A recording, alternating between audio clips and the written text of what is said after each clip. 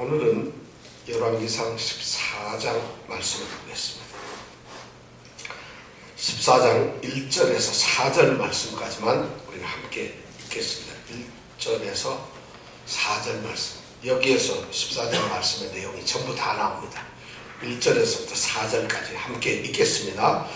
그때 여로보암의 아들 아비야가 병든지라 여로보암이 그 아내에게 이르되 청컨대 일어나 변장하여 사람으로 그대가 여로보암의 아내임을 알지 못하게 하고 실로로 가라. 거기 선지자 아히야가 있나니 저는 이전에 내가 이 백성의 왕이 될 것을 내게 보한 사람이니라. 그대의 손에 떡 열과 과자와 꿀 한 병을 가지고 그에게로 가라. 저가 그대에게 이 아이의 어떻게 될 것을 알게 하리라. 여로보암의 아내가 그대로 하여 일어나 실로로 가서 아히야의 집에 이르니 아히야는 나이로 인하여 눈이 어두워 보지 못하더라.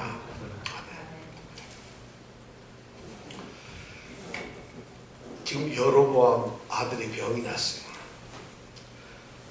여로보암은 북이스라엘을 세워놓고 하나님의 말씀대로 잘 다스렸으면 이 나라가 축복 가운데 있고 가정도 나라도 모든 사람들이 다 축복을 받았을 텐데 이 여로보암이 결정적으로 하나님 앞에 잘못하죠. 우상 숭배라고 하는 하나님이 가장 싫어하는 죄악을 범하게 됩니다. 금송아지를 만들어 놓고 자기 멋대로 절기를 정하고 자기 멋대로 아무나 제사장을 세우고 그리고 예루살렘이 아닌 다른 두 곳에서 예배를 드리는 이런 정말 얼토당토한 그런 하나님을 배신하는 이런 일을 하게 되죠. 그렇게 되니까 하나님께서 남쪽 유다에 있는 선지자 한 명을 보냈죠. 그 선지자가 가가지고 이제 여로보암에게 경고를 했어요. 지난주에 경고했습니다. 경고를 해서 당신이 하나님 말씀을 잘 듣지 않으면은 이 나라가 멸망하고 당신의 집안은 씨도 안 말라. 씨도 없이 다 망한다. 이렇게 징계를 경고를 했어요. 그래서 그 증명하기 위해서 그 증거가 뭐냐면 오늘 당신이 지금 제사를 드리고 있는 이 제단이 착 반으로 갈라지고 그 단 위에 세워놨던 이 불을 떼는 향로가 쏟아지면서 제가 온 바닥에 쓰러질 것이다 하고 예언을 한. 이게 바로 증거다. 내 말이 맞나 안 맞나 보라. 딱 하니까 왕이 어땠어요? 저놈 잡아라 하다가 손이 딱 굳었다 그랬죠. 그래서 어느 날 그런 병이 그때 아마 처음 생겼는지 모르겠어요. 그래서 이 선지자가 기도를 해서 고쳐주고 그리고 나서 이 선지자는 죽게 되죠. 그리고 실제로 제가 쏟아지고 갈라지고 하는 일이 있었죠. 왜 이랬느냐? 네가 회개하고 다시 나에게로 돌아오면은 내가 너를 멸망시키지 않겠다는 하나님의 그 사랑의 표현입니다. 그런데 북쪽에는 이미 선지자들이 제대로 된 사람이 없으니까 남쪽에 있는 선지자를 보낸 거죠. 그래서 경고를 하는데 이 여로보암 왕은 그 하나님의 사랑의 그 경고를 무시해버리고 오히려 더 악을 씁니다. 그래서 그 다음에 보면은 일부러 더 이 아무나 제사장을 세워버려요. 지금까지도 그랬지만은 그래 그렇다면 제사장을 더 세운다 해서 제사장은 뭐 길 가다가 아무나 세우고 그리고 누구든지 내가 이 산당에서 제사장이 되겠습니다 하면 해라. 이렇게 해가지고 온갖 그런 일을 저지르게 되었다. 바로 뭐냐면은 그때에 오늘 말씀 1절에 보니까 그때에 무슨 일이 벌어졌냐? 여로보암의 아들이 병이 들었다. 그럼 이 아들이 가만히 있다가 저 병이 들었는데 바로 그때에 병이 들었어요. 성경 말씀이 그때 여로보암의 아들 아비야가 병에 들었다 하는 요 말은 딱 뭐냐면은 병이 든 것과 이 여로보암이 범죄를 한 것이 서로 관련이 있다는 거죠. 범죄를 하는데 하나님이 모든 사인을 주셨는데도 여로보암이 듣지 않으니까 결정적으로 이제 왕세자인 아비야가 병이 들도록 만들었다는 거죠. 그러면 아비야가 병이 들면 여로보암은 어떻게 돼요? 자기 아들, 자기 뒤를 이어서 왕이 된 황태자가 병이 들면은 고쳐지겠죠. 하나님은 그것조차도 또 여로보암이 돌아오기를 기다리면서 아마 이렇게 하신 것 같아요. 이름이 뭐예요? 이 아들 이름이 뭐예요? 어미야? 아비야? 할아버지야? 아비야라는 이름은 무슨 말일까요? 야, 그때 이름이 야가 들어가면 하나님이다 이런 말이에요. 그러니까 아비야 이 말은 뭐예요? 하나님이 아버지다 이런 말이에요. 그러면 하나님이 어머니다 그럴 때는 있을 수가 없죠. 하나님은 아버지니까 하나님 어머니 이렇게 우리 기도 안 하잖아, 그죠? 그러니까 아비야란 말은 하나님이 아버지시다 그런 이름을 가지고 있어요. 그러면 이름을 이렇게 지었다는 얘기는 여로보암이 왕이 되기 전에 이미 이름을 이렇게 지었어요. 그러니까 이런 이름을 지었을 때는 여로보암이 하나님을 향한 믿음이 너무 좋았을 거예요. 그러니까 이름을 이렇게 짓죠. 그렇지 않았으면 이렇게 질 리가 없잖아요. 그러니까 그렇게 이름을 지었는데 믿음이 없어지고 하나님 앞으로 해서 타락이 되다 보니까 지금 문제가 심각해진 거예요. 그래서 그 아들이 이렇게 병에 걸리게 되었다. 자, 병이 걸리게 되니까 회개치 아니하는 마음에서 이제 아들이 병에 걸리니까 어떻게 되는 거예요? 아마 여러 가지 오늘 성경 말씀에 보면은 그런 말이 안 나오지만 황태자가 병에 걸리면은 북이스라엘 왕국에 있는 유명한 의사 또는 유명한 모든 치료할 수 있는 방법을 아마 다 동원했을 것 같아요. 전부 다 했는데도 낫질 않아요. 그러니까 북쪽에 있는 또 용하고 능력이 있다는 능력의 종들한테 가서 안수기도를 받으려고 여러 번 애를 또 데려갔습니다. 근데 이 아들을 데려갔는데도 안 나았다는 거예요. 그러다 보니까 이전에 이 여로보암이 생각을 하기를 자기 아내한테 그렇지. 지금 실로에 가면은 누가 있다? 실로에는 누가 있어요? 이전에 보니까 예, 아비야하고 이름이 비슷하네, 그죠? 아들 이름은 아비야. 선지자 이름은 야, 그럼 선지자 이름은 아들 이름은 제가 빨리 이제 얘기하기 어디 얼마 전에 아비야는 누구? 네, 좋았어. 아비야가 누구? 네, 이거 참 이거 이렇게 아비야는 아들이고 아히야는 선지자. 그런데 그 선지자가 너무 용한 선지자인데 그 선지자한테 이 아들을 데려가야 되겠구나 생각을 했어요. 이 아히야 선지자는 누군가 하면 여로보암이 왕이 되기 전에 솔로몬 시절에 이 여로보암에게 나타났잖아요. 그래서 새 옷을 입고 왔다가 그 옷을 벗으면서 10개로 찢어가지고 10조각을 주면서 솔로몬이 범죄했기 때문에 너는 북쪽에서 이제 왕이 될 것이다. 다시 말해서 이 여로보암을 왕으로 세웠던 선지자가 바로 이 아히야예요. 그러니까 이 여로보암은 어떻게 보면은 아히야 선지자에게는 큰 빚을 지고 있는 거죠. 그런데 이 아히야 선지자는 그렇게 훌륭한 선지자고 하나님께서 쓰는 선지자고 하나님의 사람인데 오늘 있는 곳이 어디냐면 실로라고 하는 데 있어요. 왜 실로에? 지금 이 여로보암 왕이 두 군데다가 지금 큰 제단을 쌓았잖아요. 한 군데는 어디? 북쪽에는 어디? 단. 남쪽에는 베델. 두 군데 쌓아놓고 예루살렘을 못 가도록 막았잖아요. 그러면 당연히 이 북이스라엘의 최고의 선지자는 아히야 선지자일 거고, 그럼 그 아히야 선지자를 단이거나 아니면 베델에 있게 해야 되지 않겠어요? 선지자, 제사장으로서. 그것도 안 되면 자기가 지금 왕이 되어서 수도로 삼고 있는 세겜에다가 모셔놔야 될 거 아니겠어요? 근데 세겜도 베델도 단도 아닌 실로에 사는 거예요. 얘기는 뭐냐? 이 아히야 선지자와 여로보암 왕은 갈등 관계다. 이런 말 아니겠어, 그죠? 최고의 왕을 세웠던, 기름을 부었던 이 선지자가 여로보암 왕하고 같이 있질 않는 거예요. 나중에 보면 눈이 멀어서 늙었다 할 정도면 그렇게 되도록 모시질 않는 거예요. 왜 그랬을까?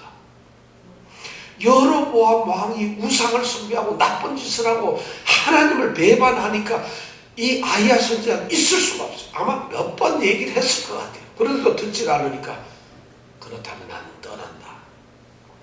그리고는 자기는 실로, 이 실로는 본래 처음 사사시대에서부터 이스라엘의 이 성막이 있던 곳이에요. 그러니까 워낙 유명한 사실, 여기는 종교지, 종교 성지죠. 거기에 지금 가 있는 거죠. 사무엘도 거기 있었고 엘리 선지자도 거기 있었고 그래요. 근데 거기 가서 다 있는 거예요. 자, 그렇게 해가지고 이제 가기로 이제 결심을 했어요. 그러니까 그래도 아무리 생각해봐도 거기 가서 하는 것이 제일 낫겠구나 생각해가지고 이제 그런 생각을 하고는 자기가 가지를 않고 누구를 보내요? 자기 아내를 보냅니다. 이게 본래는 좀 골치 아프고 어려운 거는 자기가 가는 게 아니고 누구를 보내요? 옆집에 가서 돈 좀 빌려와라 하는 건 누구를 시켜야 되겠어요? 아내를 시켜야 되는 거죠. 그걸 자기가 가면 안 되잖아요. 야, 좀 어디 개라도 들고 저 어디 집에 가서 개똥이라도 빌려와. 이게 한국에서 본래 그렇게 이정문 집사님 그렇게 하는 거죠. 그죠? 여자 아내가 돈 빌려오는 거죠. 이정문 집사님 맨날 저한테 한 얘기가 그거예요. 매번 얘기한 게 사업을 하려면 아내는 자금을 잘 끌어당겨야 된다. 바로 이 여로보암 왕이 바로 그거예요. 자기 아들이 고쳐졌으면 자기가 그렇게 간절한 왕손으로서 지금 왕이 돼야 할 것 같으면 자기가 데리고 가야 되잖아요. 근데 자기 아내에게 데려가라는 거예요. 그러니까 여로보암이 여기서 좀 비겁하죠. 그리고 또 어쩌면 여로보암이 마음속에 부끄러움이 있을 거예요. 그 아이야 선지자가 자기를 왕이 된다고 해서 그래서 네가 다윗이 하나님 앞에서 하나님의 계명을 지킨 것처럼만 한다면은 다윗 왕처럼 너도 그렇게 훌륭한 왕이 된다고 약속을 했기 때문에 그 당시 아마 그런 얘기할 때는 이 여로보암 왕이 아이야 선지자한테 제가 꼭 그렇게 하겠습니다. 훌륭한 왕이 되겠습니다. 아마 이랬을 것 같아요. 근데 그게 정반대가 되니까 체면이 말이 아니에요. 가서 말을 할 수가 없잖아요. 부끄럽기도 하고 아마 제가 보면 그랬던 거예요. 그러니까 부끄럽고 힘들고 곤란하고 어렵고 잘 안 될 때 쓸 게 뭐예요? 와이프라는 거죠. 그래서 아내를 쓱 가게 하는 거예요. 그리고 아내를 그냥 가면 또 이것도 안 돼요. 왜냐하면 아내가 가면은 가는 길에 사람들이 다 알아보거든요. 왜냐하면 바로 왕비인데 모르는 사람이 없잖아요. 더군다나 선지자도 다 알아보고 그러니까 어떻게 알아보? 2절에 보니까 어떻게 되죠? 청컨대 일어나 어떻게? 변장을 하라 이게야. 그래서 변장을 딱 그러니까 아내가 지금 그 변장을 하고 가라 그랬어요. 변장을 하게 해가지고 싹 간단 말이에요. 그죠? 자, 변장을 하고는 이제 갑니다. 그리고 변장을 하고 그냥 가면 안 되니까 또 뭐예요? 그냥 맨손으로 가면 안 될 것 같아요. 그러니까 아내들은 떡 10개, 빵은 10개를 사고 그 다음에 과자도 좀 사고 그러니까 특별한 음식이라는 것이죠. 그 다음에 꿀 한 병하고 이렇게 해서 그 선지자한테 갖다 드리고 그리고는 아들 병이 어떻게 될 것인가를 한번 알아보라. 지금 그래서 이 아내가 이제 그 아이야 선지자에게 가게 되죠. 지금 여기서 심각한 문제는 참 이런 거예요. 아들이 병을 얻은 이유가 뭐겠어요? 왜 아들이 병이 생겼어요? 아버지 여로보암의 범죄 때문에 그때 병이 생긴 거 아니겠어요? 그럼 아버지가 아들이 병이 생기면 자기 때문에 그런 것이 아닌가 해서 자기 자신을 돌아봐야 되고 그리고 하나님께서 이렇게 징계를 하는 거라면 하나님께 돌아가서 회개를 하고 하나님 잘못했습니다. 죽을 죄를 졌습니다. 저를 죽여주세요. 그럼 하나님이 죽이질 않는다는 거예요. 우리가 뭘 잘못하면 하나님 저를 죽여주세요. 저는 죽을 죄를 졌습니다. 이러면 하나님께서 용서하시고 들을 텐데 지금 이 병의 원인을 생각하지 않아요. 자기가 잘못한 걸 돌이지 않고는 그리고는 어떤 생각을 하냐? 능력 있는 종한테 가서 머리를 숙이면 날 것이다. 그래서 어떻게 하든지 병만 낫게 하려고 그리고는 아이야 선지자를 찾아간다는 거죠. 이 여로보암 왕의 하는 행위를 보면 오늘 우리 모습하고 똑같아요. 뭐 아프다 하면 목사님 능력의 종이래야 빨리 가서 기도해 하서 가서 머리를 댄답니다. 근데 저한테는 아무도 안 와. 왜냐면 제가 능력의 종이 아니니까. 그러면 누가 치유의 은사가 있어가지고 손만 넣으면 낫는다. 돈만 없애는 거죠. 복채 갖다 놓고. 그죠? 그래가지고 나는 병은 목사님이 고치는 게 아니지. 그죠? 누가 고치는 거예요? 누가 고치는 거예요? 병을 고치는 게 목사님이 고치고 개업하지 뭐하러 목사를 하겠어요? 목사가 고치는 게 아니라 하나님의 능력이 고치는 거죠. 마찬가지로 우리가 기도를 열심히 하면 기도가 우리를 고쳐주는 것이 아니고 기도를 들으시는 하나님이 고쳐주는 거예요. 근데 어떤 사람은 우리가 기도하면 응답해서 들어주죠. 기도했기 때문에 들어주시는 게 아니에요. 기도를 하면 우리의 간급한 것은 우리는 하나님께 호소만 하는 거고 안 들어주시고 들어주시는 건 하나님 마음. 그러나 하나님께서 기도를 들으시겠다 그랬고 기도하는 자를 응답하시겠다는 약속이 있기 때문에 우리가 약속을 믿고 하는 거예요. 기도가 훌륭해서 하는 것이 아니라 기도를 하고 내게 구하고 하면은 하나님께서 응답을 하시겠다고 약속을 했기 때문에 믿음의 기도를 듣겠다고 했기 때문에 그 약속 때문에 하는 거지. 그 사람 기도 왜 하겠어요 우리가? 그럼 하나님이 기도를 들으시고 응답을 해서 하나님이 고쳐주시는 거예요. 근데 우리는 기도가 고쳐지는 줄 알고 목청이 터져나오고 소리질러대고 그냥 이렇게 합니다. 그럼 하나님이 너 왜 그러냐? 그냥 살살 얘기해도 돼. 고치는 건 나야. 네가 그렇게 막 온몸 이렇게 하면 되는 것도 아니야. 그렇지만 우리는 또 그렇지 않거든요. 하나님께 간구하는 우리가 하나님 고쳐주세요. 이래가지고 안 될 것 같단 말이에요. 뭔지. 그러니까 호소도 하고 울부짖기도 하는 거예요. 이 여로보암이 어쩌면 그래요. 세상에 하나님께 자기가 지금 빌고 잘못한 것을 하나님께 회개해야 될 텐데 그러지 않고 능력의 종이라고 하는 사람을 찾아가는 거예요. 거기서 병을 고칠 거라고 생각을 하고 있어요. 이때서부터 이 신앙을 가진 사람들이 하나님을 섬기는 사람들의 이 모습들이 이런 모습이에요. 이거 무슨 일이에요? 거기다가 그냥 맨손으로 담가요. 뭘 가요? 복채 가지고 가야죠. 그러니까 지금 떡이랑 과자랑 꿀 한 병 들고 가는 거예요. 뇌물 먹이는 거야. 쉽게 얘기하면 그 선지자한테 이거 갖다 들이밀면 그걸 보고서 이거 좀 가져온 게 있으니까 또 한번 들어야지. 뇌물 먹이는 거예요. 하나님이 뇌물 먹는 거냐고.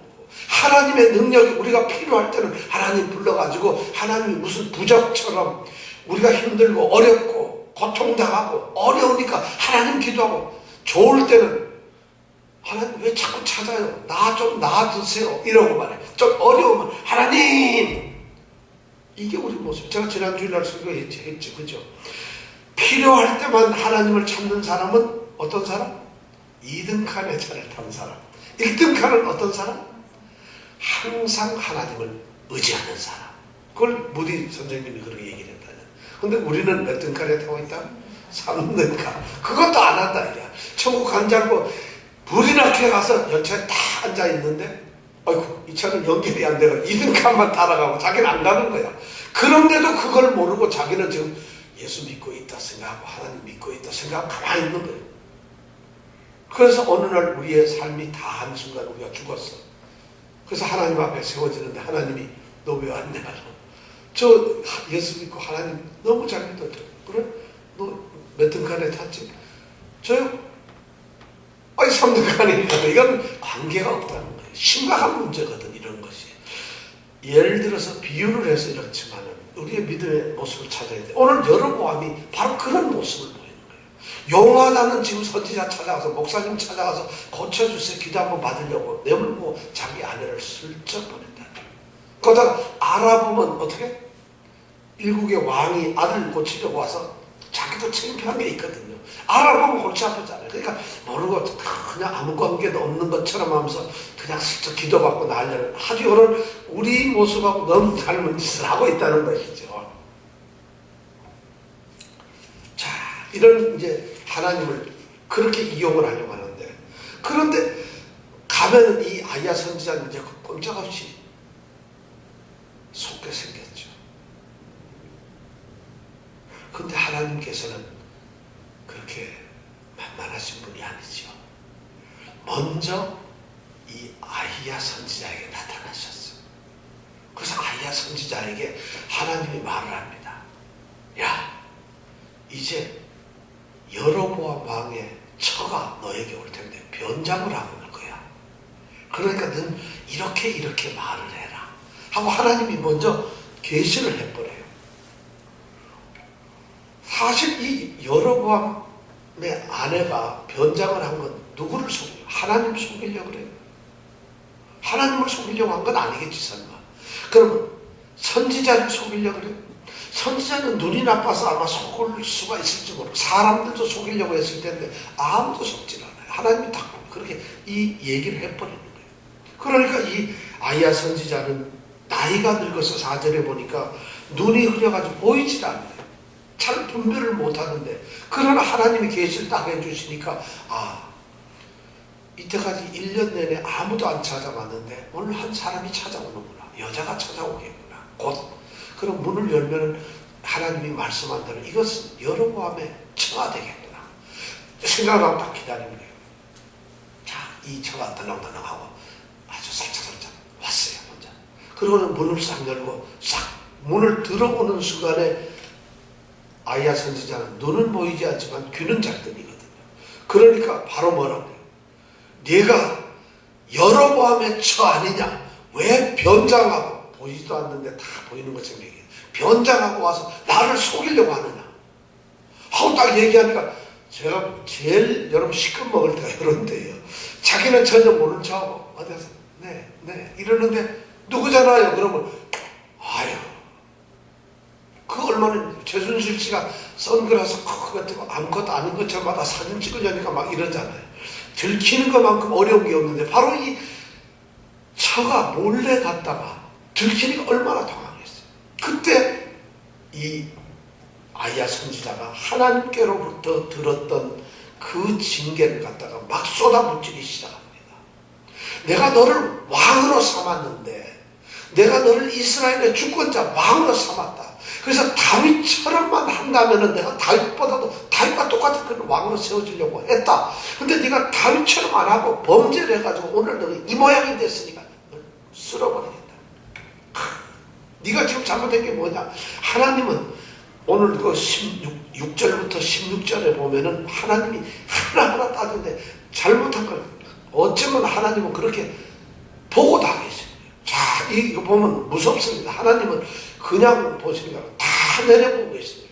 하나님의 택하신 그게 왕이었는데 그가 범죄한 걸 갖다 하나님은 하나도 그가 계신 성전에 눈과 마음이 있잖아요. 그거 다 보면 네가 우상 숭배했지, 네가 뭐를 했지 하면서 하나님이 다 지적을 합니다. 자, 그렇게 했으니까 하나님께서는 이 여로보암에게 이제 재앙을 내리겠다고 말씀합니다. 재앙의 첫 번째가 뭐냐? 너희 집안을 다 끊어버리겠다. 싹 쓸어버리겠다. 너희 집안이 이제 완전히 끝났다. 두 번째는 뭐예요? 너희들이 끝나기만 하면 좋은데 죽어가지고 너희들 시체가 성 안에서 죽게 되면은 누가 먹어? 개가 와서 먹게 될 거고, 너희들이 길에 가다가 죽으면 그 시체를 새가 쪼아서 먹을 정도로 완전히 폐가 망신하도록 만 아주 처절한 그런 하나님의 진노의 말씀이 됩니다. 그러면서 엄청난 또 얘기. 네가 여기서 내 성으로 돌아가서 성문에 딱 들어가는 순간에 어떻게? 너의 아들이 죽을 것이다. 이런 짓이에요. 그뿐만 아니라 하나님이 이 민족 자체도 너의 집안 모두 다 완전히 뿌리채 뽑아버리고 저 강가에 다 흩어져 갈대처럼 다 흩어버리겠다는 거예요. 이 예언이 전부 다 맞아떨어지기 시작해요. 전부 이것이 어긋나는 것이 아니라 이 예언이 실제 앞으로 요 나중에 보면은 이 여로보암이 나답이라고 하는 자기 아들을 왕을 세워요. 이 아들이 죽고 나니까 다른 나답. 근데 나답이 바사라고 하는 또 다른 이 족속 이사갈 지파족의 사람이 반란을 일으켜가지고 이 여로보암의 집안 갖다 완전히 죽여버려요. 이게 15장에 나오는 말씀이에요. 15장에 가면은 바사라는 왕이 새로 일어나가지고 여로보암 족속을 완전히 다 죽여버려요. 그리고 200년 뒤에는 어떻게 돼요? 이 여로보암이 세운 북이스라엘 왕국이 아수르라고 하는 나라에 의해서 완전히 멸망, 진짜 유프라테스 강 그쪽으로 강에 흩어져 버리고 많은 이런 일이 생기고, 지금 그 얘기를 하나님께서 여로보암의 범죄 때문에 그런 거예요. 그리고 이 다음 열왕기상 바로 이 14장 이후서부터 북왕국에 세우는 왕들이 세워지면 세워져서 왕들이 전부 하나같이 단 한 명도 하나님 말씀을 듣질 않아요. 그런데 그들을 징계할 때 뭐냐면 내가 여로보암의 죄와 같이 죄를 지었기 때문에 내가 여로보암의 죄처럼 내가 여로보암의 범죄를 끊임없이 여로보암의 범죄를 얘기하면서 범죄에 마치 기준으로 삼아버려요. 그렇게 해서 여로보암은 완전 폐가 돼버립니다. 이런 예언을 하나님이 하시는 거예요. 그래서 이 아이야 선지자가 그런 얘기를 막 쏟아내면서 그러면서 빨리 가! 네 남편한테 가서 얘기해라. 여로보암 왕한테 가서. 그러나니까 이거는 가져갔던 떡이고 지금 이거 죽어 자식은 정신이 없죠. 황급해가지고 지금 좋은 말 듣는 게 아니라 아주 이 경고를 듣고 오니까 이 처가 얼마나 당황했어요. 그래서 돌아갔어요. 돌아가서 문지방을 딱 넘을 때 어떻게 되는 거예요? 아들이 죽었습니다. 누가 아들 이름이 뭐예요? 아비야. 아비야의 뜻은? 하나님은 아버지시다. 이 아들이 죽어요.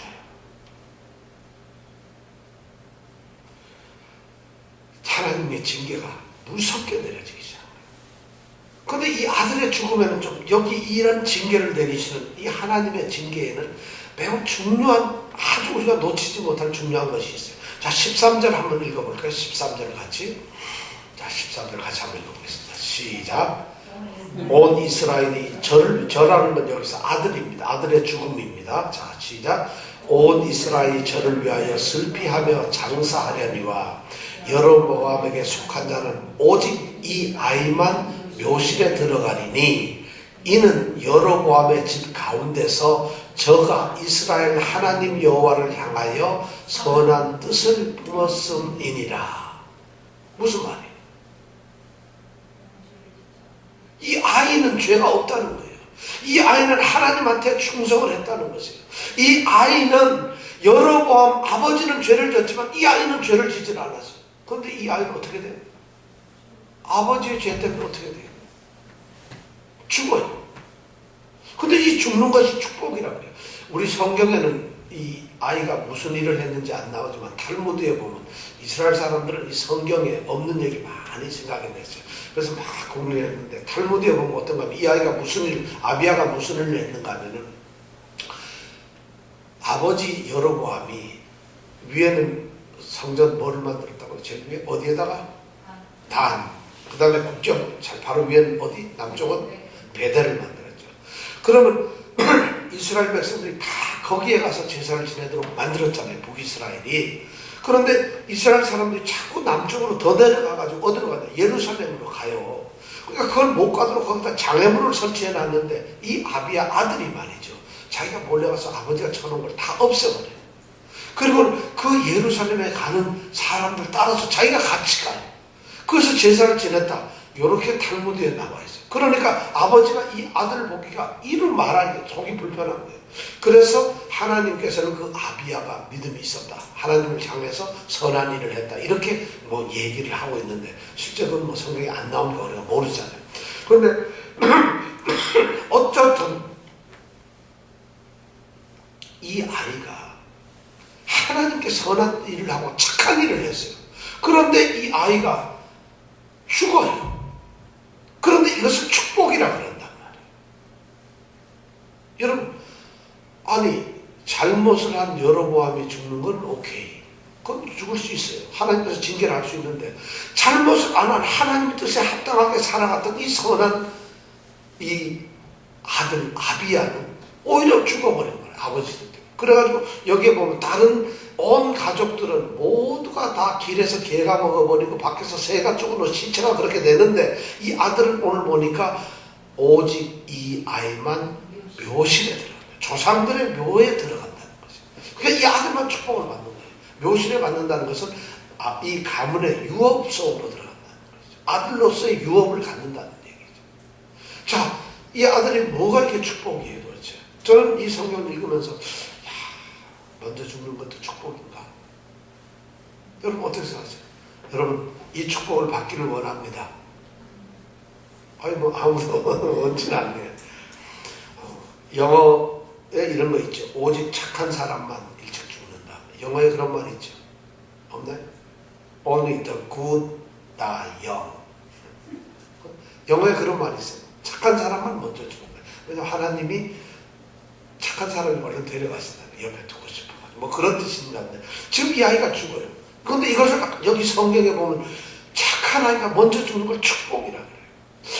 뜻은 저도 이것이 왜 그런지 모르겠는데 아마 이런지 모르겠어요. 그냥 상상하기에 여로보암 집안에 앞으로 임할 진노가 얼마나 그게 혹독하고 힘들면은 하나님께서는 이 아이에게 그런 징계를 당하지 않도록 미리 부르신다는 것이겠죠. 뭐 그렇게 생각을 할 수가 있을지 모르겠어요. 하여튼 이 아이는 잘못이 없음에도 불구하고 하나님의 뜻에 합당함에도 불구하고 먼저 죽게 되고 이것이 하나님께서는 축복이라고 합니다. 그러니까 하나님 앞에서 축복은 우리가 알 수가 없어요. 뭐가 축복이지? 우리 생각에는 돈이 많이 벌리고 돈이 많으면 축복인 것처럼 하는데 그럼 돈 때문에 요새 청문회 간 사람들 많죠. 한국에 보면은. 그죠? 돈 때문에 그 사람들은 돈 없으면 우리처럼 청문회 간 사람 이렇게 TV 보고 앉았을 텐데 그 사람도 돈이 많기 때문에 거기 가서 망신당하고 그렇잖아요. 그렇잖아요. 야, 저는 그 망신당하는 얘기 듣고 깜짝 그 삼성의 뭐 이재용 씨 보고 국회의원이 막 소리지잖아요. 왜 거짓말, 기억력이 그렇게 뭐 아무것도 모르고 그따위로 하면 당신 같은 사람이 삼성에 입사 사원으로 들어갈 수가 있어? 근데 회장을 해? 하고 소리를 지른단 말이에요. 제가 가만히 그 얘기 들으면서 아마 속으로 이렇게 나도 집에 가면 애들도 있고 내가 지금 나이가 몇 살인데 지금 내가 명색에 내 밑에 직원들이 내가 데리고 있는 직원들이 몇십만 명이 되는데 가족들까지 하면 몇백만 명인데 내가 지금 저 사람한테 저렇게 훈계라 듣고 있어야 되나? 그 사람이 그렇게 된 이유는 뭐예요? 돈이 많아서 그런 거예요. 우리처럼 돈 없으면 누가 뭐라 그러네? 이정근 집사님 보고 뭐라 그러는 사람 없죠? 이거 돈이 있는 것이 축복이 아니에요. 우리가 생각하는 축복의 관이 달라요. 오래 사는 것이 축복인가? 건강만 하면 제가 보면 건강해가지고 뛰다가 넘어져가지고 무릎 깨진 사람들 여러 명 봤어요. 모든 것이 다 아픈 것이 뭔지 우리가 세상에서 우리가 생각하는 축복과 하나님이 주시는 축복은 다르다 그랬어요. 근데 하여튼 그런 축복이 있는 거예요.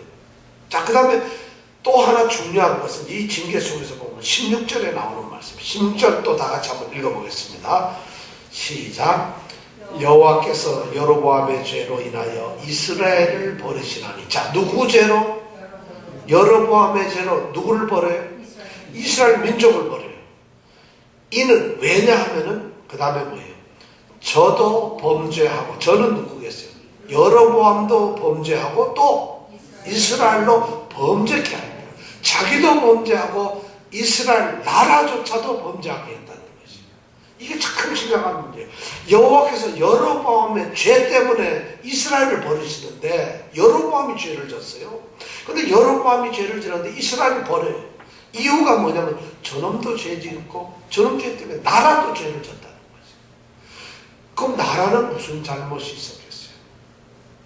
여로보암이 죄를 졌는데 여기에서 중요한 이스라엘의 왕, 이 왕이 도대체 누군가 하는 것은 우리가 생각하면 하나님 성경에서 이 이스라엘의 왕은 있잖아요. 보통 왕이 아니에요. 이스라엘의 왕은 자기가 투표에 의해서 뽑히는 게 아닙니다. 이스라엘 왕은 하나님이 세우시는 거예요. 절대적으로. 왜냐하면 여로보암이 왕이 될 때도 누가 세웠다? 아비야 선지자가 가서 이야기를 하고 하나님의 말씀에 의해서 세워지는 거 아니에요. 그러니까 이스라엘의 왕은 이스라엘 백성이 세우는 것이 아니라 하나님이 세우시는 거예요. 이걸 이스라엘 왕은 첫째 기억을 해야 돼요. 두 번째, 그렇기 때문에 이스라엘의 왕이 된 사람들은 백성들 앞에서 자기 권력과 권세를 누리는 것이 아니라 그것보다도 더 우선해야 될 게 뭐냐면 자신을 왕으로 세우신 하나님께 의무와 책임을 갖는 것이. 이것이 왕의 본분이라는 것이. 그러면 그런 왕이 되었을 때 어떻게 해야 되겠죠? 백성들에게 율법을 가르쳐야 되고 그 율법대로 자기가 다스려야 되고 나라가 율법으로 잘 갈 수 있도록 그런 일을 하나님이 시키시는 거예요. 그래서 왕을 세운 거예요. 왕 자기적으로 하는 거 아니에요. 그러면 왕은 그런 일을 해야 돼요. 왜냐하면은 하나님이 지금 왕을 세우신 이 나라는 누구 나라였어요? 하나님 나라. 왜냐? 이스라엘 백성은 있잖아요. 자기네들이 나라를 세운 게 아닙니다.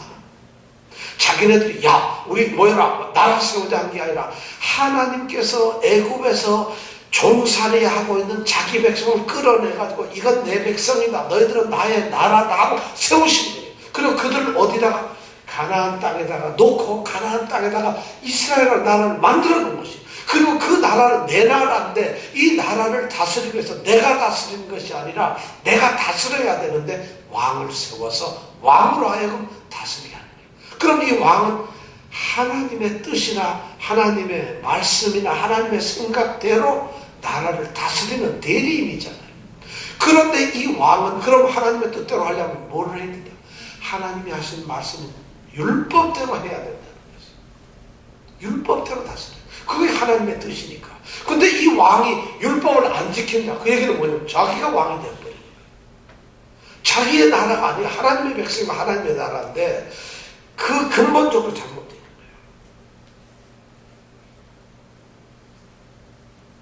그렇기 때문에 이 왕이 범죄했다는 얘기는 자기도 범죄하지만 백성을 율법으로 안 다스렸으니까 백성들도 범죄하는 거예요. 오늘 우리에게도 우리 믿는 사람들에게도 이것이 굉장히 중요해요. 우리가 하나님 내가 성도가 된 것이 아니에요. 그죠? 여러분들이 나 예수 믿어야지 믿는 거 천만의 말씀. 예수 믿어야지 믿는 사람은 3등 칸에 타는 사람들이에요. 절대 그 사람들은 그렇게밖에 안 되는 거예요. 근데 예수를 내가 믿고 싶어서 믿어지는 게 아니에요.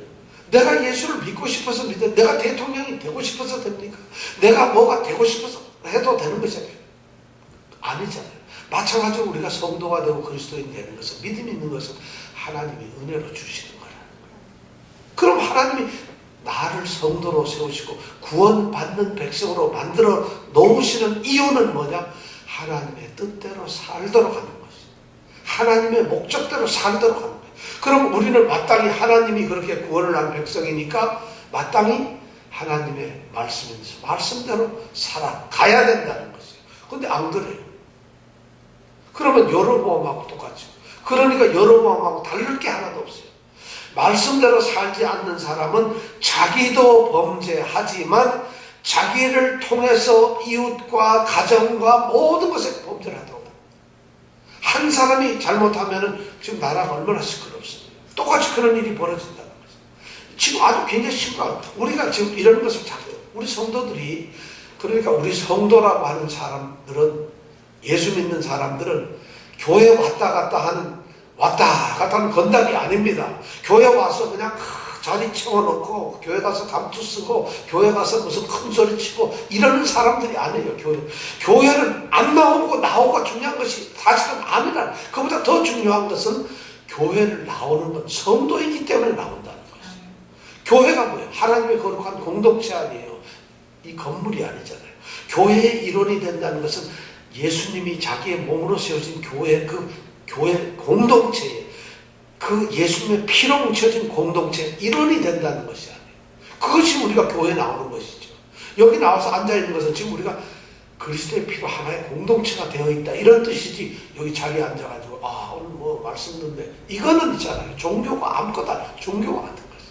지금 바로 그런 성도들이 그런 의식이 있으면은 우리를 구원하신 성도 우리를 구원하셔서 성도로 만들어주신 하나님의 뜻대로 사는 것 이것이 더 중요하다. 근데 실제로 저는 그렇게 신앙을 가지고 계시는 분들을 많이 못 봐요.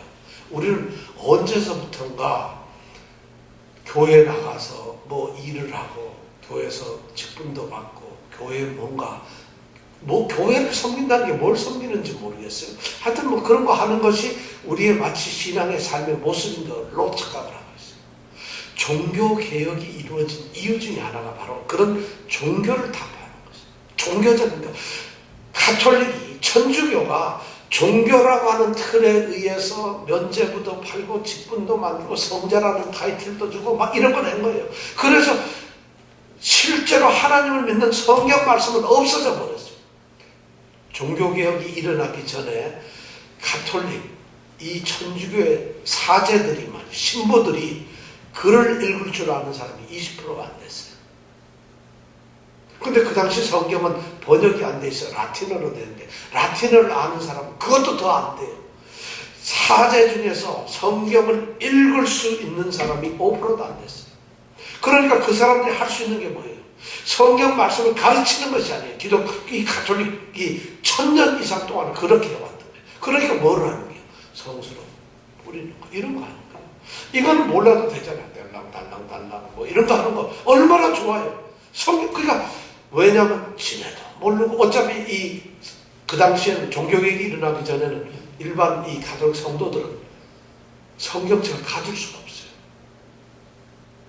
근데 가지지도 못하지, 가르쳐주지도 않지, 성경이 없어요. 그러니까 루터가 종교개혁을 하면서 첫 번째 말씀이 오직 말씀으로 돌아가잖아요. 이렇게 해서 종교개혁이 돼요. 오늘날 말씀이 옆에 있는데도 있어도 안 보면 없는 것보다도 더 나쁜 거, 더 나쁜 거. 있어도 말씀을 안 보면은. 그러면서도 우리는 그런 중세 암흑기에 깜깜한 신앙생활 하듯이 우리가 지금 그렇게 살고 있다는 거죠. 성도라고 하는 것이 그런 거라는 거예요. 말씀으로 돌아가야 되고, 오직 믿음으로 해야 되고, 오직 성경이고, 오직 우리는 그걸로 살아가는 거죠. 그렇게 해야 되는 거예요. 바로 지금 여기 여로보암이 그것을 못하고 있는 거죠. 오늘 우리에게 들려주는 교훈이 그런 거라는 거죠. 자, 그렇게 해서 결국 여로보암은 죽게 되고 그 아들 나답이 왕이 됩니다.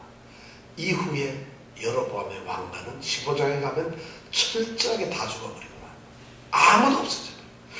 조금만 잘했으면 얼마나 좋은데 멸문주한테 3대가 못 가고 그냥 멸망하고 말아버려요. 하나님 말씀 안 들으면 이렇게 멸망하고 죽는다. 이것을 들려주시기 위한 것이 아니라 믿지 않고 순종하지 않는 자는 하나님께서 구원을 안 하신다는 것을 우리에게 알려주고 있어요. 자, 그리고 그 다음에 우리가 여기 20절 가지고 21절부터 마지막 절까지는 여로보암의 얘기 아니고 이제 르호보암의 얘기가 나옵니다. 유다왕 르호보암의 얘기가 나오는데 르호보암은 남쪽 유다의 왕이죠. 근데 이 왕이 되었는데 누구 아들이죠? 솔로몬의 아들이고 정통성을 갖는 다윗 후손의 왕이죠. 그러니까 유다 왕국은 전통성을 가지고 있죠. 그런데 이 르호보암은 12장에 보면은 세겜에서 북쪽 10지파한테 이 타협을 하다가 들어가서 이 원로들이 아니고 자기 또래 젊은 애들 말 들었다가 엉망을 만들잖아요. 그리고 도망쳐 오잖아요. 자, 그런데 이 하여튼 르호보암이 41살의 왕이 되어가지고 17년 동안 합니다. 그런데 정치를 이 사람도 이 르호보암도 하나님 뜻대로 안 해요. 처음 한 3년 동안은 굉장히 하나님 뜻에 합당하게 그렇게 했어요. 왜 그렇게 했느냐? 본인의 신앙이라기보다는 처음에 여로보암이 북쪽 이스라엘을 만들고 자기가 남쪽을 다스릴 때 북쪽에 있던 레위 지파의 사람들이 자기네들이 베델이나 단에서 예배를 드리고 제사를 할 수가 없으니까 전부 다 예루살렘을 향해서 내려옵니다. 경건한 그런 수많은 제사장들이 막 예루살렘으로 쏟아지니까 이 르호보암이 그들 때문에라도 경건한 척하고 신앙이 한 3년이에요. 3년 하고 그 다음에는 엉망이 돼버립니다. 완전히 이 르호보암도 엉망이 돼버려요. 그런데 성경 말씀을 가만히 읽어보면 르호보암의 어머니가 누구냐면 암몬 여자라는 거예요. 솔로몬이, 그러니까 솔로몬의 부인이 몇 명이었었죠? 예? 1000명이었죠. 그죠? 근데 그 중에서 왕이 되려고 해서 1000명 중에서 누구 아들을 왕으로 쓰겠네. 근데 솔로몬은 누구예요? 다윗의 바로 아들 아니에요. 그러면 자기가 왕을 시키려면 누구를? 당연히 유다 지파의 여인이거나 누구에서 왕을 시키고 해야 되는데 암몬족은 밀곰이라고 하는 신을 쓰고 아들을 불러 태워서 제사 지내는 우상 숭배하는 그리고 솔로몬이 막판에는 뭐가요? 상당을 곳곳에 짓고 그런 우상을 섬기도록 하잖아요. 그러면 이 르호보암은 솔로몬을 따라다녔겠어요? 엄마를 따라다녔어요. 엄마가 마아가라는 데를 따라다녔겠죠. 그러면 보고 들은 게 뭐였어요? 그런 걸 보았으니까 이 르호보암이 곳곳에다가 또 산당을 짓기 시작하는 거예요. 야, 이건 진짜 엄청나네. 응? 우리 저 23절 한번 읽어볼게요. 23절, 24절 얼마나 잘못했는가 한번 볼까요? 22절서부터 24절 읽으면 되겠네요. 22절부터 24절까지 시작. 유다가 여호와 보시기에 악을 행하되 그 열조에 행한 모든 일보다 더 뛰어나게 하여 그 범한 죄로 여호와의 노를 격발하였으니 이는 저희도 산 위에와 모든 푸른 나무 아래 산당과 우상과 아세라 목상을 세웠음이라. 그 땅에 또 남색하는 자가 있었고 여호와께서 이스라엘 자손 앞에서 쫓아내신 국민의 모든 가증한 일을 무리가 본받아 행하였더라. 이것이 유다 이 르호보암의 잘못이에요. 선조들이 한 죄보다 더 나쁜 짓을 해서 그래가지고 푸른 나무 밑에 산이라고 좋은 데다가 온통 뭐를 남쪽 유다는 그래서는 안 되잖아. 예루살렘 섬기는 정통 국가 아니에요. 근데 이 르호보암이 곳곳에다 뭐를 세워요? 산당을 세우고 거기다가 우상 세워놓고 아세라상, 완전히 이건 뭐 아세라상은 이 가나안 족속들이 믿던 우상 아니에요. 그거 세워놓는 거예요. 그리고는 지금 이로 말할수록 이 사람도 지금 이 르호보암도 만만치 않아요. 17년 동안 왕 노릇하면서 아내가 몇 명이에요? 18명, 첩이 60명, 아들이 28명, 딸이 60명. 이 사람도 엉망으로 살면서 그러면서 우상 섬기고 산당 짓고 이 유다 왕이 그 짓을 하고 거기다 또 24절에 보면 더 끔찍한 게 뭐예요? 그 땅에 또 남색이 뭐예요? 동성애 한다는 거예요. 남색은 남자가 남자와 관계를 갖는 거예요. 그러니까 제사장이 이제 성전에서 산당에서 제사를 지내잖아요. 그럼 산당에서 제사를 지내는데 거기에 일을 하는 제사장 밑에서 일을 하는 사람들이 있어요. 근데 이 사람들이 바로 창남이라는 거예요. 그래서 제사를 지내러 오는 사람들이 그 일하는 남자들하고 나쁜 짓을 하고 있다. 여자도 똑같이 있으면 여자들이 와서 그것을 하고 있는 거예요. 그러니까 이때부터 이미 동성애가 이때도 넘쳐나고 있어요. 유다나 북쪽에는 그런 얘기는 없잖아요. 근데 남쪽에는 지금 엄청난 짓이 지금 막 예루살렘 있는 성전 그 앞에 바로 예루살렘 있는 그 앞에 감람산 그 위에도 안본족에 상당히 늘어서 있었어요. 거기서도 그런 짓이 일어나고 있어요. 그러니까 하나님은 어떻게 생각하겠어요? 르호보암을 놔둘 수 없잖아요. 그래서 르호보암이 결국 17년 만에 죽고 나중에 애굽에서 시삭이라고 하는 왕이 쳐들어오죠. 하나님이 징계를 해버려요.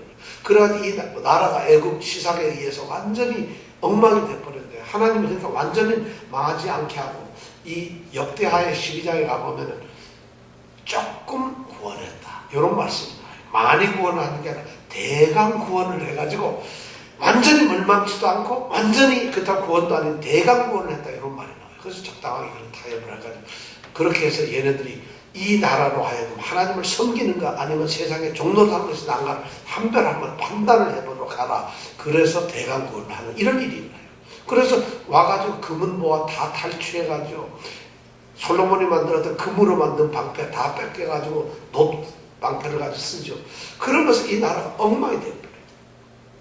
야, 그런데 어떻게 여호와를 섬기는 유다도 그렇게 되니까 이미 다윗 왕 때 그 훌륭했다. 그리고 솔로몬 때 하나님의 성전, 예루살렘 성전을 만들던 그 성전 봉헌식을 하던 그 일이 얼마나 지났다고 해서 유다들이 이렇게 타락하고 말아요. 그래서 멸망하고 이때서부터 또 멸망이 되는데 그러다 보니까 르호보암이 죽고는 아들이 이름이 이제 르호보암 아들이 왕이 되는데 왕이 되는 아들 이름이 뭐냐면 제일 끝에 보면 뭐라고 되어 있죠. 31절에 보니까 르호보암이 그 열조와 함께 자니 그 열조와 함께 다윗성에 장사되니라.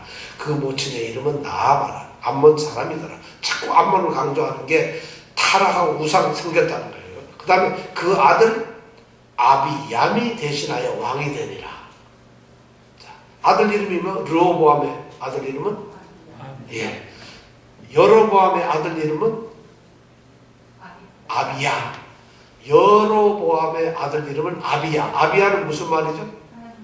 하나님은 아버지다. 그러면 르호보암의 아들 이름은 아비얌. 아비얌은 무슨 뜻이겠어요? 얌이 아버지다 해요. 하나님이 아버지가 아니라 얌이 아버지다.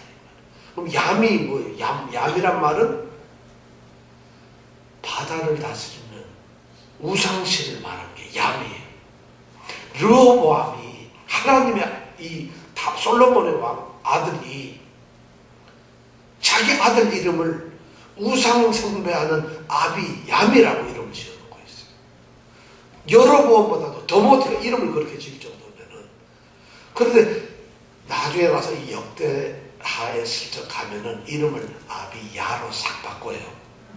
왜냐하면 역대서는 다윗 왕가를 중심으로 해서 다윗 왕가의 좋은 점만 쓰거든요. 그러니까 거기에 가면 이 르호보암도 또 좋은 왕처럼 돼요. 그러니까 이 성경도 보면은 야 그런 게 좀 있더라고요. 그래서 거기 아비얌이라고 하려면 야 이거 우상의 아버지 이거 고쳐보잖아. 그러니까 거기 가서 이름을 아비야 이렇게 싹 바꿔버리더라고요. 그렇게 르호보암이 결국은 멸망합니다. 그래서 이스라엘이 북쪽이든 남쪽이든 이제는 하나님이 계시지 않는 게 돼요. 그럼 하나님이 계시지 않는 이 나라를 하나님이 어떻게 하시겠어요? 그때서부터 선지자를 하나님이 계속 보내요.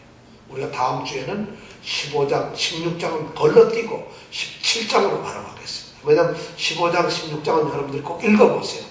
별로 중요한 이 왕들의 변화밖에 없으니까 별로 없고요. 17장에 가서 드디어 우리가 잘 아는 위대한 선지자 엘리야 선지자, 최고의 선지자 엘리야 선지자가 드디어 등장을 합니다. 다음 주부터는 우리가 엘리야 선지자 공부를 할 텐데 17장 공부를 합니다. 여러분 같이 기도하겠습니다. 여로보암이나 르호보암이나 왕들인데 정말 왕이 왕으로서 역할을 못하니까 자신들도 범죄하고 그 나라도 멸망하게 되고 그 집안도 멸망합니다. 하나님께서는 자신을 배반한 자들의 이 모습을 성경에다가 낱낱이 기록해 두고 있습니다. 왜 그럴까요? 왜 하나님께서는 하나님 좋은 일들만 써놓고 하나님을 믿으면 축복받는 일만 써놓아야 될 텐데 하나님께 배신하고 하나님을 멀리 떠나고 우상 숭배뿐만 아니라 정말 남색까지 하는 이런 일까지도 하나님의 백성들이 하나님의 제단이라고 하는 산당에서 그들이 그런 일을 하고 있는데 그걸 성경은 아주 적나라하게 기록을 하고 있습니다. 오늘 우리에게 바로 이런 것을 두 눈 똑똑히 뜨고 보라는 것입니다. 내 마음을 열고 이런 것을 분명하게 기억을 하라는 것입니다. 어쩌면 이런 말씀을 드리면서 너희들도 내가 택한 백성이지만 너희들도 이런 것을 꼭 기억해서 나를 배신하지 마라. 하나님은 질투의 하나님. 우상 숭배는 뭐예요? 하나님보다 다른 것을 더 사랑하는 거잖아요. 하나님은 우리를 거룩한 신부처럼 정말 하나님은 성경에 보면 우리를 택해서 하나님의 사랑하는 여자라고 우리를 표현하고 있잖아요. 그런데 이 백성들이 다른 엉뚱한 짓을 딴 것을 더 사랑하고 있어요. 변절을 했다는 거예요. 하나님은 그러니까 질투하지 않을 수 없어요.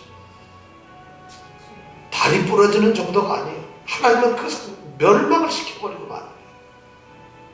이것을 하나님은 여기 기록해 놓고 있어요.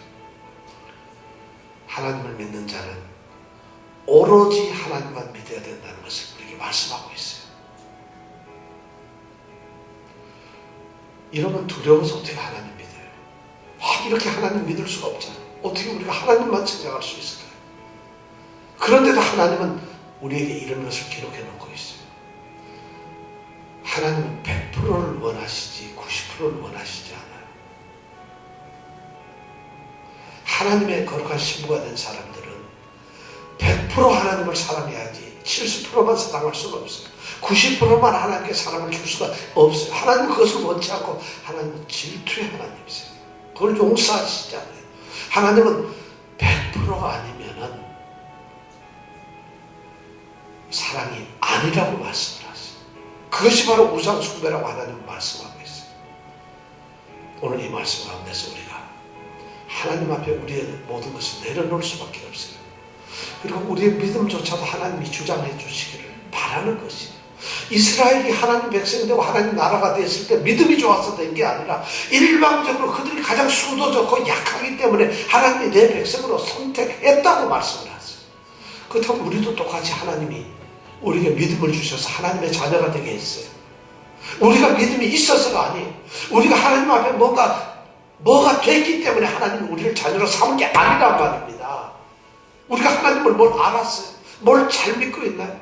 하나님이 이스라엘 백성을 바로 그렇게 선택해서 만든 것처럼 우리를 그렇게 만드셨다. 그럼 우리가 할 게 뭐겠어요? 하나님, 우리가 하나님 더 사랑할 수 있도록 부족합니다. 하나님, 우리의 잘못을 회개하고 하나님이 힘달라고 기도하는 수밖에 없잖아요. 하나님은 회개하고 겸비하게 자기의 모습을 드러내놓고 하나님께 간구하는 자를 그 기도를 들으시고 하나님은 사랑할 수밖에 없어요. 왜냐하면 내 자녀고 내가 택한 백성이니까. 그런데 그들이 하나님을 대적하면은 그들은 멸망합니다. 오늘 이 시간 우리가 하나님 앞에 간절히 기도하기를 원합니다. 하나님, 우리를 불쌍히 여겨주세요. 이 시간 하나님 앞에 우리의 게을렀던 거, 우리가 멋대로 했던 거, 우리가 대충 했던 거, 하나님 믿는 척하면서 위선적으로 했던 거, 그리고 아무 생각도 없이 의식도 없이 하나님 믿는 것처럼 왔다 갔다 했던 거, 이런 거 전부 죄입니다. 이 시간 하나님 앞에 우리가 회개합시다. 간절히 회개합시다. 하나님, 이제는 부족하지만 그래도 간절하게 하나님 사랑하겠습니다. 오로지 하나님 사랑하겠습니다. 이렇게 고백하면서 이 시간 회개 기도하겠습니다. 같이 기도합니다.